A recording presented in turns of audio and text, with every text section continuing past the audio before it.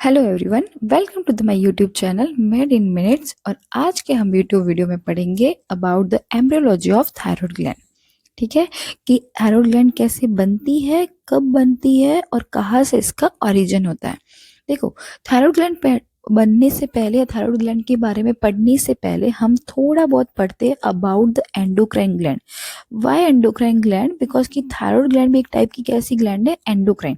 अब endocrine gland कौन सी gland होती है? ऐसी ग्लैंड जो डक्ट लेस होती है। इट मीन्स कि ऐसी ग्लैंड जिसके सिक्रेशन बिना डक्ट के डायरेक्टली किस में ड्रेन होते हैं, ब्लड में ड्रेन होते हैं। ऐसी ग्लैंड को हम एंडोक्राइन ग्लैंड बोलते हैं। अब बॉडी में बहुत सारी एंडोक्राइन ग्लैंड होती है, बट यदि आपसे ऐसा पूछा जाए कि लार्जेस्ट एंडोक्राइन ग्लैंड बताइए, तो आपका आंसर होगा बेटा थायराइड ग्लैंड। ठीक है, यदि आपको एग्जामिनर ये पूछता है कि आप लार्जेस्ट ग्लैंड तो बताइए, but not only endo, endo plus exo दोनों है, ऐसी ग्लैंड सबसे बड़ी कौन सी है? तो फिर आपका आंसर होगा बेटा पैनक्रियास। कौन सा आंसर होगा? Pancreas. The next query is कि यदि आपसे ये पूछा जाता है कि लार्जेस्ट एंडोक्राइन ग्लैंड बताइए, बट ड्यूरिंग द प्रेगनेंसी बताइए। कब बताइए? ड्यूरिंग द प्रेगनेंसी में बताओ, तो फिर आपका आंसर बेटा होना चाहिए प्लेसेंटा। आज के वीडियो में हम पढ़ने वाले थायराइड ग्लैंड के बारे में, कि थायराइड ग्लैंड का फॉर्मेशन कैसे होता है। तो देखो, इसको पढ़ने से पहले आपको ये जानना जरूरी है कि जब फीटस लाइव होती है तब उस टाइम में 3 लेयर बनती है। कितनी लेयर बनती है? 3। तो एक लेयर को हम बोलते हैं एक्टोडर्म, सेकंड लेयर को हम बोलते हैं बेटा मीजोडर्म, और द लास्ट लेयर जो बनती है ये वाली हमने बनाई अपने एंडोडर्म। तो बॉडी के सारे स्ट्रक्चर इन्हीं तीनों लेयर से मिलके बनते हैं। उसमें से जो थायराइड ग्लैंड बनती है वो बनती है बेटा एंडोडर्म से। किससे बनती है? एंडोडर्म, इससे ओरिजिन होती है। ठीक है, अब जो ये थायराइड ग्लैंड है वो अप्रोक्सीमेट कब बनती है? तो अराउंड द 3rd वीक। कौन से वीक पे बनती है? इंट्रा यूट्राइन लाइफ के 3rd वीक पर क्या बनती है? Thyroid gland. अब ये बनती कहाँ पर है और कैसे मूव करती है ये जानना जरूरी है। तो देखिए, सबसे पहले कि मानो ये टंग है। ये क्या है? टंग है। ठीक है, टंग का स्टार्टिंग एंटीरियर 2/3 और पोस्टीरियर ये है आपका 1/3 हिस्सा। तो एंटीरियर 2/3 और पोस्टीरियर 1/3, यहाँ पर एक पिट होता है। इस पिट को हम बोलते हैं फोरामन सीकम। इसको हम क्या बोलते हैं? Foramen caecum. ठीक है, इस फोरामेन सीकम के यहाँ पर एक छोटा सा बड बनता है। इस बड को हम बोलते हैं मीडियन थायराइड बड। इसको हम क्या बोलते हैं? मीडियन थायराइड बड।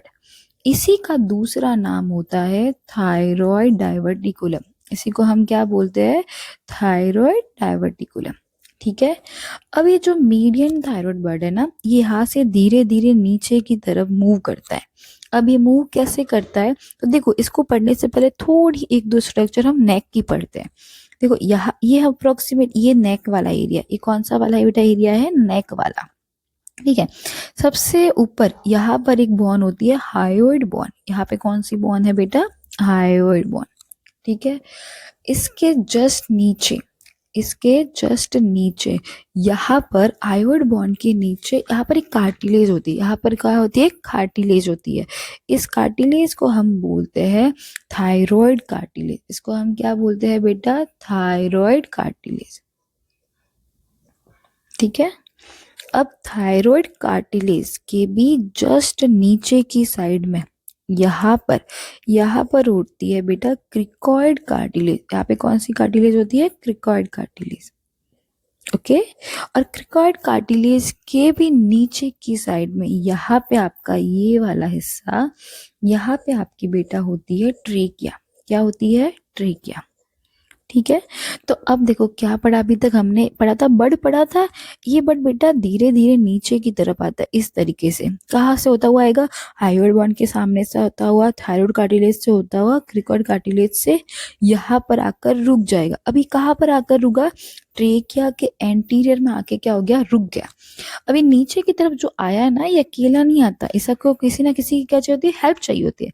तो ये एक डक्ट से होता हुआ नीचे आता है। किसके थ्रू नीचे आता है, इस डक्ट के थ्रू होते हुए कहाँ आता है, ये नीचे आता है। इस डक्ट को हम बोलते हैं थायरोग्लोसल डक्ट। इसको हम क्या बोलते हैं, थायरोग्लोसल डक्ट। अब ये जो बर्ड था वो नीचे आ गया। अब ये यहाँ पर ये बर्ड आकर डिवाइड हो जाएगा और कौन सी ग्लैंड बनाएगा, थायराइड ग्लैंड। कैसे बनाएगा, तो देखो ये बर्ड है, ये बर्ड जो होगा अब इस तरीके से एक नया स्ट्रक्चर फॉर्म करेगा कुछ इस तरीके से। और ये स्ट्रक्चर में कितने लोब होंगे बेटा, दो। एक होगा राइट लोब, एक होगा अपना लेफ्ट लोब। ये दोनों लोब आपस में क्या होते हैं, कनेक्टेड होते हैं। इसको हम बोलते हैं इस्थमस। और ये हमारी बन गई थायराइड ग्लैंड। क्लियर बच्चों। तो कहाँ पर आकर ये बर्ड रुक गया था, in the front of the trachea. अब हम ये बात करते हैं कि चलो ये ग्लैंड तो बन गई, बट ये जो ये जितनी भी एम्ब्रियो के टाइम में जो स्ट्रक्चर थी उनका क्या होता है। तो देखो हमने कितनी स्ट्रक्चर्स बनाई थी। हमने बनाई थी, पहली स्ट्रक्चर जो बनाई थी वो था हमारा फोरामेन सीकम। वो कौन सा था बेटा, फोरामेन सीकम। ठीक है। दूसरी हमने कौन सी स्ट्रक्चर बेटा बनाई थी, तो हमने दूसरी स्ट्रक्चर जो बनाई थी वो बनाई थी थायरोग्लोसल डक्ट। ठीक है। और जो थर्ड स्ट्रक्चर बनाई थी वो हमने बनाई थी मीडियन थायराइड बड। ठीक है। तो हमने तीन स्ट्रक्चर बनाई थी इन द फीटस फॉर्म। अब फोरामेन सीकम होता है बेटा, ये ऐसे के ऐसे रहता है, एज अ रिमेनेंट फॉर्म में रहता है। किस फॉर्म में रहता है, रिमेनेंट फॉर्म। मतलब ये आपको एडल्ट लाइफ में भी मिलेगा। ठीक है। अब बात करते, पहले मैं आपको बर्ड के बारे में बताती हूँ। मीडियन थायराइड बर्ड ने आगे जाके कौन सी ग्लैंड बनाई बेटा, थायराइड ग्लैंड। और इस ग्लैंड के कितने लोब थे बेटा, दो लोब थे। एक था राइट लोब और एक था लेफ्ट लोब। और दोनों आपस में कैसे थे, कनेक्टेड थे। और इस कनेक्टेड पार्ट को हमने क्या नाम दिया था, इस्थमस। अब लास्ट बचता है, अब क्या बची आपकी थायरोग्लोसल डक्ट। ये बेटा डक्ट जो होती है ये डिसअपियर हो जाती है। ये क्या हो जाती है बेटा, डिसअपियर। तो हमने पढ़ा कि जो डक्ट थी वो डक्ट बेटा क्या हो जाती है, डिसअपियर। या तो आप बोल सकते हो डिसअपियर हो जाती है, या आप बोल सकते हो ऑब्लिटरेट हो जाती है। अभी कब ऑब्लिटरेट होती है, तो ये ऑब्लिटरेट स्टार्ट होती है अराउंड द 5th वीक। ठीक है। और ये कंप्लीटली ऑब्लिटरेट कब हो जाती है, अराउंड द 8th वीक। ठीक है। 8th वीक के आसपास बिल्कुल ये गायब हो जाती है।